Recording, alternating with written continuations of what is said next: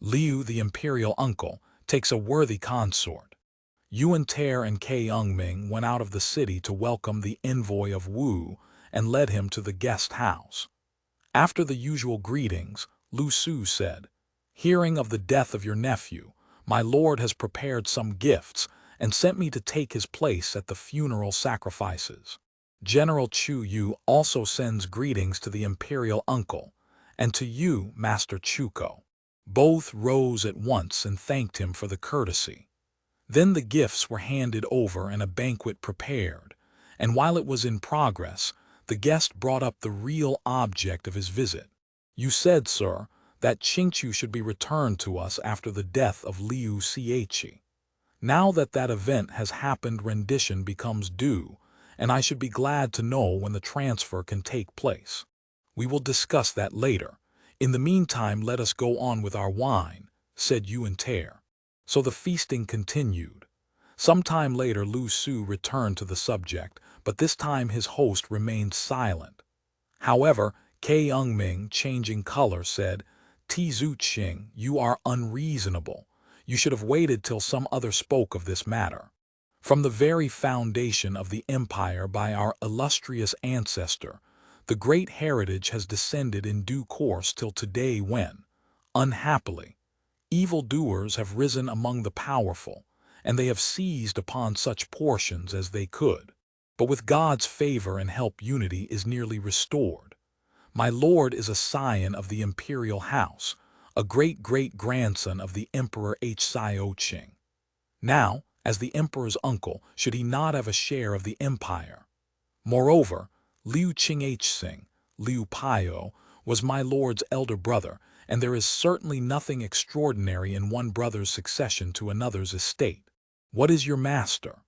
The son of a petty official on the banks of the Qintang River, absolutely without merit so far as the state is concerned. Just because he is powerful, he holds actual possession of a certain amount of territory, which has whetted his insatiable appetite till he now desires to swallow the whole country. The land is the estate of the Liu family, and my lord, who is of that name, has no share thereof, while your master, whose name is Sun, would dispute with, and even fight him. Beside, at the battle at Shifpi, Red Wall, my lord did good service and acquired great merit while his captains risked their lives. Was it solely the strength of your men of Wu that won that fight? Had I not brought that southeast wind that meant so much for Chu Yu, could he have done anything? Had Chainan been conquered, it is needless to say that two beauties you wot of would now be gracing the bronze bird palace, and as for yourself, insignificant though your family be, could you have been sure to survive? Just now my lord did not reply because he was willing to believe rather that a scholar of your abilities would understand without a detailed explanation, and I trust now that you will. This speech absolutely shut the guest's mouth for a time, and he said no word in reply. But after an interval he said, "What you say, Ke Ming, I think is devoid of reason and means much unpleasantness for me." "What unpleasantness?" asked Ke Ming. The guest replied, "When Liu Pei was in serious straits at Tangyang, I conducted you across the river and introduced you to my lord. I opposed Chu Yu when he was going to capture Qingqiu, and then it came about that the place was to be ours when the young man died, and I pledged myself to that. Now how can I go back and say you break your promise? Both my lord and Chu Yu will hold me guilty. I would not mind death so much, but I fear that my master will be very wrathful and make war on the imperial uncle, who will have no place of refuge, and he will look ridiculous in the eyes of the world for no reason," replied Ke Ming. "I care not for Tsao with his 100 legions and the emperor in name at his back, and do you think I fear such a youngster as your Chu Yu? However, as it may cause you some loss of consideration, I will try to persuade my master to put the matter in writing, and give you a paper to the effect that he is temporarily occupying Qingqiu as a base, and when he can obtain possession of some other city this shall be returned to you. What think you Wu would say to this?" Wait till what other place was obtained, said Lu Su. My master can scarcely think of attacking the capital yet, but Liu Chang and S. Suchuan is ignorant and weak, and my master will attack him. If he get the western province, then this place will be given up to you. Lu Su had no alternative and accepted the offer. Yuan Ter with his own hand wrote the pledge and sealed it. Chuko K. Ungming, being named as guarantor, also signed the document. Since I belong to this side of the compact, and one can hardly have a guarantor of the same party, I would trouble you, Ti Zuqing, also to sign. It will look better when you reach Wu again, said K. Ungming. Lu Su said, I know that your master is perfectly honorable and will adhere to the bargain. And so he signed. Then he received the document in formal style and took his departure. He was sent off with every mark of great respect, both Yuan Ter and K. Ungming attending him to his boat. There the advisor delivered him a last exhortation. When you see your master, speak discreetly and explain fully so as not to create a bad impression. If he reject our document, we may get angry and we will take his whole country. The one thing now is for our two houses to live in harmony and not give our common enemy an opportunity against us. Lu Su went down into his ship. He reached Chaseng and there saw Chu Yu, who said, Well, how did you speed with your demand for Qingchu? Here is the document, said Lu Su, giving it to Chu Yu to read. You have been victimized by Chuko, said Chu, stamping his foot with irritation. In name it may be temporary occupation, but in fact it is humbug. They say the place is to be returned when they get the West. Who knows when that will be? Suppose 10 years. Then it will be 10 years before they give us Qingchu. What is the use of such a document as this? And you are a guarantor of its due performance. If they do not give us the city, you get into trouble. Suppose our Lord finds you in the wrong, what then? Lu Su was dumbfounded. When he had somewhat recovered his self-possession, he said, I think Yuan Ter will be true to me. You, my friend, are simple and sincere. Liu Pei is a scoundrelly adventurer, and Chuko Liang is a slippery customer. They and you are utterly different. What then is to be done? Cried Lu Su distressfully. You are my dear friend, and your kindness in freely offering your store of grain to relieve my necessity is still fresh in my memory. Of course I will save you. Do not be anxious, but wait a few days till we get news of what is doing on the north of the river, and then we can decide upon a plan. Lu Su passed some very uneasy days. Then the scouts came back saying that in Qingchu everything seemed in excellent order and the flags were flying everywhere, while outside the city they were building a magnificent mausoleum for the Lady Can, wife of Liu Pei. All the soldiers were in mourning. When Chu Yu knew who was dead, he said to his friend, My scheme is made. You will see Liu Pei just stand still to be bound, and we shall get Qingchu like turning a hand. What is the mainspring of your plan? Said Lu Su. Liu Pei will want to remarry, and our Lord has a sister.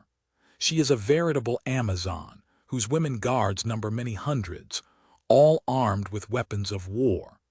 Her apartments also are full of such things. I will write to our Lord to send an intermediary to arrange that the lady shall wed Liu Pei at her family home, and thus we shall entice him to Nansu. But instead of marrying a wife, he will find himself a prisoner, and then we will demand Qingchu as ransom. When they have handed over the city, I shall find something else to say, and nothing will fall on your head. Lu Su was very grateful. Then Chu Yu wrote letters to his master, and a swift boat was chosen to take Lu Su to see the Marquis of Wu. After the lending of Qingchu had been discussed, Lu Su presented the document given him by Liu Pei. What is the use of such nonsense as this? Said Sun Chuan when he had read it. There is another letter from General Chu, and he says that if you will employ his scheme you can recover Qingchu, replied Lu. Having read that letter, the Marquis was more pleased and began to consider who was the best man to send. Suddenly he cried, "I have it! Lu Fan is the man to send." He called Lu Fan and said to him, "I have just heard that Liu Yuan-ter has lost his wife. I have a sister whom I should like to marry to him, and so make a bond of union between our two houses. Thus we should be united against Tsao and in support of the House of Han. You are the one man to be intermediary, and I hope you will go to Qingchu and see to this." Under these orders, Lu Fan at once began to prepare his ships for the voyage, and soon started. Yuan-ter was greatly distressed at the death of the Lady Can, fretting for her day and night. One day when he was talking with his advisor, they announced the arrival of Lu Fan. He had come on a mission from Wu. "One of Chu Yu's devices," said the advisor, smiling, "and it is all on account of this city. I will just retire behind the screen and listen. But you, my lord, agree to whatever the messenger proposes. Then let the messenger be taken to the guest house while we arrange what is to be done." So the envoy was introduced. Bows having been exchanged, host and guest being seated in due order and the tea drunk, Yuan-ter opened the interview. "You must have some commands for me, sir, since you come thus. News has just been received that you, O imperial uncle, have just been bereaved of your consort. I venture to hope you would not object to an advantageous match, and I have come to propose one. Are you disposed to listen? To lose one's wife in middle age is truly a great misfortune," said Liu Pei. "While her body is still warm, I cannot listen to proposals for another marriage." Lu Fan said, "A man without a wife is like a house without a ridge pole. At your age one should not live an incomplete life. I am come on the part of the Marquis of Wu, who has a sister, beautiful as she is accomplished and well fitted to be a mate for you. Should the two families become allied as formerly were Tsin and Qin, then that ruffian Tsao would never dare so much as look this way. Such an alliance would be to the benefit of both our houses and of the state. I hope, O imperial uncle, that you will fairly consider the proposal. However, since the young girl's mother is dotingly fond of her, she does not wish her to go far away, and so I must ask you to come into our country for the wedding. Does the Marquis know of your coming? How dare I come without his knowledge?" "I am no longer young," said Liu Pei. "I am 50 and grizzled. This fair damsel, the sister of the Marquis, is now in the flower of her youth and no mate for me. Although the damsel is a woman, yet in mind she surpasses many a man, and she has said she will never wed anyone who is unknown to fame. Now, sir, you are renowned throughout the 4 seas. Marriage with you would be the chaste maiden mating with the born gentleman. Of what consequence is the difference in age? Sir, stay here a while and I will give you a reply tomorrow," said Liu Pei. So that day the envoy was entertained at a banquet and then conducted to the guest house to repose. While, late as it was, Yuan-ter and K-Ungming discussed their plans. "I knew what he had come about," said the advisor. "While he was talking, I consulted the oracle and obtained an excellent sortilege. Wherefore you may accept the proposal and send Sun Chin back with this envoy to arrange the details. When the promise has been ratified, we will choose a day, and you shall go to complete the ceremony. How can I thus go into enemy territory? Chu Yu has wanted to slay me for a long time. Let Chu Yu employ all his ruses. Think you he can get beyond me? Let me act for you, and his calculations will always fail halfway. Once Sun Chuan's sister is in your power, there will be no fear for Qingchu." Still Yuan-ter doubted in his mind. However, the messenger was sent to Wu with definite instructions and traveled thither with Lu Fan. At the interview, Sun Chuan said, "I wish my sister could induce Yuan-ter to live here with us. He would come to no harm." Sun Chin took his leave, and returning to Qingchu, he told the bridegroom-elect that Sun Chuan's sole desire was for him to go over and complete the marriage. However, Yuan-tair feared and would not go. K. Ungming said he had prepared 3 plans, but they needed Ko Zulung to carry them out, wherefore he must go as guard. So he called in Ko Yun, gave him 3 silken bags and whispered in his ear saying, "Here are 3 schemes enclosed in 3 bags. When you escort our lord to Wu, you will take these with you, and act as they direct." Ko Yun hid the 3 silken bags in his breast, so that they should be at hand when required. K. Ungming next sent the wedding gifts, and when these had been received the preliminaries were settled. It was then the early winter of the 14th year of established tranquility, 209 A.D., and the bridegroom-elect, his escort and the intermediary left Qingchu with a fleet of 10 fast ships to sail down the river to Nansu. K. Ungming remained to guard and rule the city. But Liu Pei was far from feeling comfortable. They arrived and the ships were made fast. This done, the time had come for the first of the silken bags to be opened. And so it was. And thereupon Ko Yun gave each of the soldiers of his half-company his instructions, and they went their several ways. Next he told Liu Pei what he was to do, that he was to pay his visit first to Xiao Quo Lao, who was the father-in-law of Sun Tse and of Chu Yu. He resided in Nansu, and to his house, leading sheep and bearing wine jars, went the bridegroom-elect. Having made his obeisance, he explained that, as Lu Fan had arranged, he had come to marry a wife. In the meantime, the half-company of the escort, all in gala dress, had scattered over the town buying all sorts of things, as they said, for the wedding of Liu Pei with the daughter of the house of Wu. They spread the news far and wide, and the whole town talked about it. When Sun Chuan heard of Yuan-tair's arrival, he bade Lu Fan wait upon him and take him to the guest house. Meanwhile, Xiao Quo Lao went to the Dowager of Wu, mother of Sun Chuan, to congratulate her on the happy event. "What happy event?" ejaculated the old lady. "The betrothal of your beloved daughter to Yuan-tair, and he has arrived too, as surely you know." "My poor old self does not know," said the dowager. "I have heard nothing of all this." She at once summoned her son, and also sent her servants out into the town to see what was going about.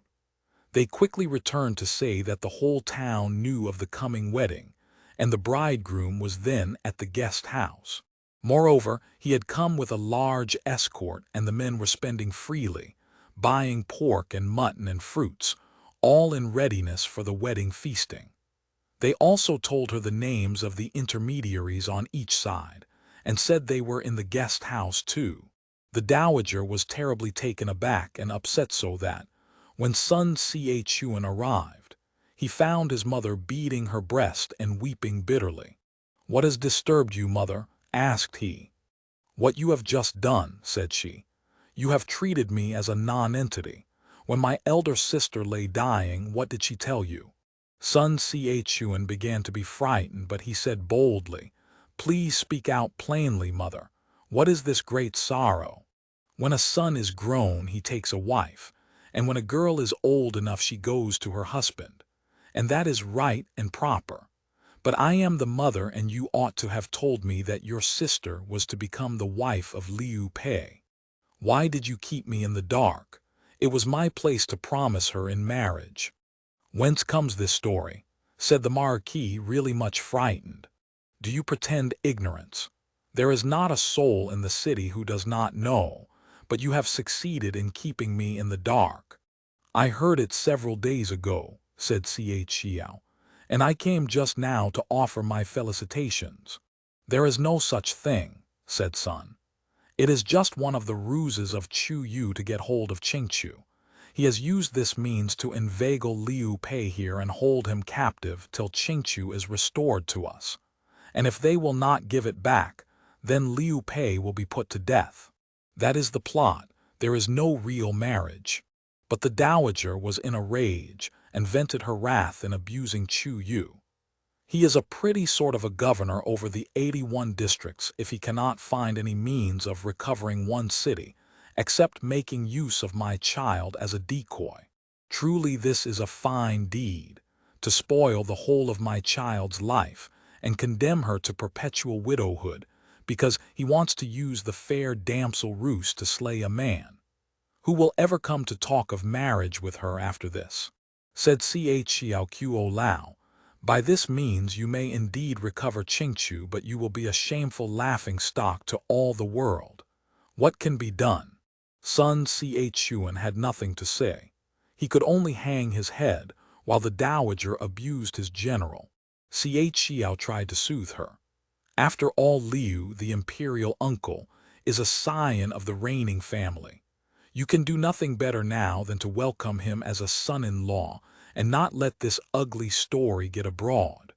I am afraid their ages do not match, interposed Sun Chuan. Liu is a very famous man, said Xiao. There can be no shame in having such a son-in-law. I have never seen him, said the Dowager. Arrange that I may get a look at him tomorrow at the Gentle Dew Temple. If he displeases me, you may work your will on him. But if I am satisfied with him, then I shall simply let the girl marry him. Now Sun Chuan was above all things filial, and at once agreed to what his mother said. He went out, called in Lu Fan, and told him to arrange a banquet for the morrow at the temple, so that the Dowager might see the bridegroom. Why not order Chia Hua to station some men in the wings of the temple? Then if the Dowager be not pleased, we can call them out and fall upon him, said Lu Fan. Accordingly the ambush was prepared, and ruffians posted to act as the Dowager's attitude might determine. When Xiao took his leave and had reached his house, he sent to tell Yuan Ter that on the morrow the Dowager wished to see him, and she was well disposed. Yuan Ter and his faithful henchmen discussed their plans. Ko Yun said, "The morrow bodes rather ill than well. However, the escort shall be there." Next day the Dowager and Xiao went to the temple of Gentle Dew as had been arranged. Sun Chuan came with a number of his strategists, and when all were assembled, Lu Fan was sent to the guest house to request Yuan Ter to come. He obeyed the summons, but as a precaution he put on a light coat of mail under his brocaded robe. His followers too took their swords upon their backs and followed close. He mounted his steed, and the cavalcade set out for the temple. At the door of the temple he met Sun Chuan, on whom the visitor's brave demeanor was not lost. After they had exchanged salutations, Sun led Liu Pei into the presence of his mother. "Just the son-in-law for me," said the Dowager, delighted with the appearance of Liu Pei. "He has the air of an emperor and a look like the sun," remarked Xiao. "When one remembers also that his fair fame has spread over the whole earth, you may well be congratulated on getting such a noble son-in-law." Liu Pei bowed, in acknowledgment of his reception. Soon after they were all seated at the banquet in the temple, Ko Yun entered and took his place beside Yuan Ter. "Who is this?" asked the Dowager. "This is Ko Yun of Xiachangshan." "Then he must be the hero of Tangyang Slope, who saved the little O2. "Yes, this is he," replied Yuan Ter. "A fine captain," said the Dowager, and she gave him wine. Presently Ko Yun said to his master, "I have seen a lot of armed ruffians hidden away in the purlieus of the temple. They can be there for no good, and you should ask the Dowager to get them sent away." Thereupon Liu Pei knelt at the feet of the Dowager and, weeping, said, "If you would slay me, let it be here." "Why do you say this?" asked she. "Because there are assassins in hiding in the wings of the temple. What are they there for if not to kill me?" The Dowager wrathfully turned on Sun Chuan. "What are armed men doing there today when Yuan Ter is to become my son-in-law, and the pair are my son and daughter?" Sun Chuan said he did not know and sent Lu Fan to inquire. Lu Fan put the blame on Chia Hua. The Dowager summoned him and upbraided him severely. He had nothing to say, and she told them to put him to death. But Yuan-Ter interceded, saying that it would do him harm and make it hard for him to stay at her side. Xiao Lao also interceded, and she only ordered the captain out of her presence. His men also scattered and ran like frightened rats. By and by, strolling out of the banquet room into the temple grounds, Yuan-Ter came to a boulder. Drawing his sword, he looked up to heaven and prayed, saying, "If I am to return to Qingqiu and achieve my intent to become a chief ruler, then may I cleave this boulder asunder with my sword.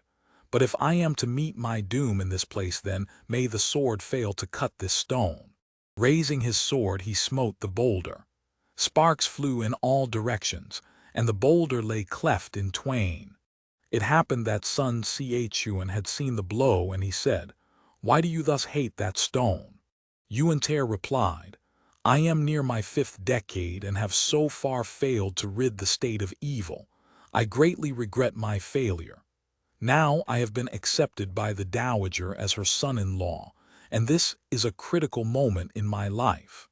So I implored of heaven a portent that I might destroy Tsao as I would that boulder and restore the dynasty. You saw what happened. That is only to blind me," thought Sun. Drawing his own sword, he said, "And I also ask of heaven an omen, that if I am to destroy Tsao, I may also cut this rock." So he spoke, but in his secret heart he prayed, "If I am to recover Qingqiu and extend my borders, may the stone be cut in twain." He smote the stone, and it split in twain. And to this day there are cross cuts in the stone, which is still preserved. One who saw this relic wrote a poem. The shining blades fell, and the rock was shorn through. The metal rang clear, and the sparks widely flew. Thus fate then declared for the dynasties two, and the tripartite rule there began. Both put up their swords and returned hand in hand to the banquet hall. After some more courses, Sun Chuan gave his master a warning look, and Liu Pei said, "I pray you to excuse me, as my drinking powers are very small."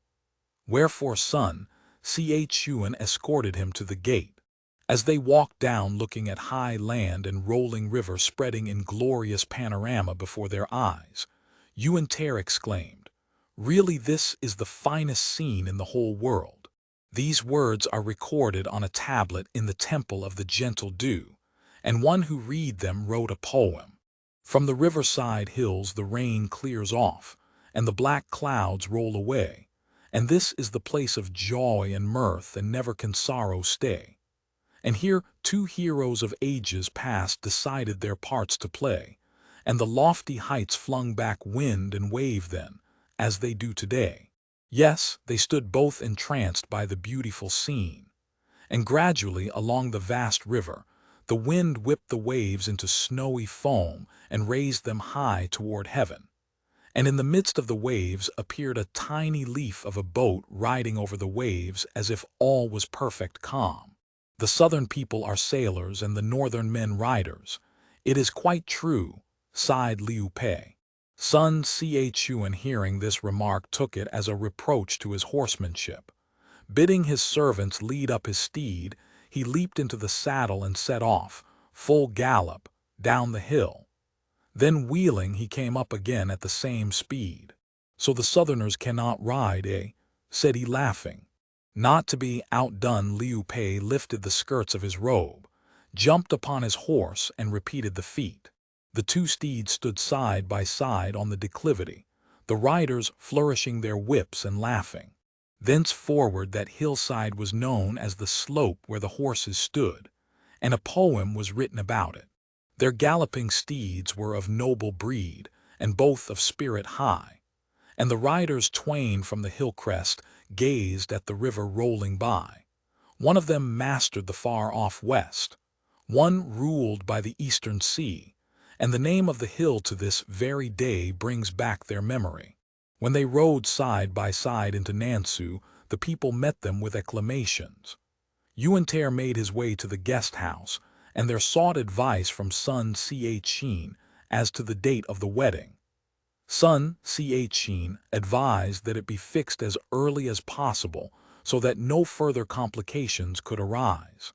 So next day Yuan Ter went to Xiao Quo Lao and told him in plain words that it was clear the people of the place meant harm to him and he could not stay there long. He must return soon. "Do not be anxious," said Xiao. "I will tell the Dowager and she will protect you." He saw the Dowager, and she was very angry when she heard the reason for Liu Pei's desire to leave. "Who would dare harm my son-in-law?" cried she.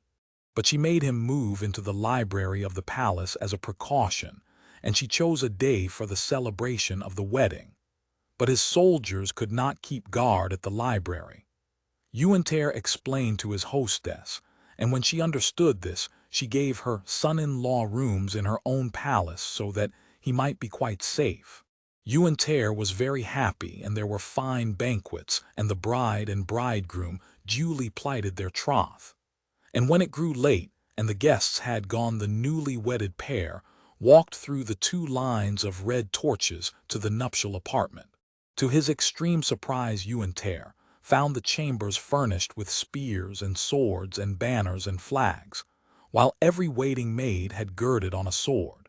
Walls hung with spears the bridegroom saw, and armed waiting maids. His heart fell back on all its fears of well-laid ambuscades.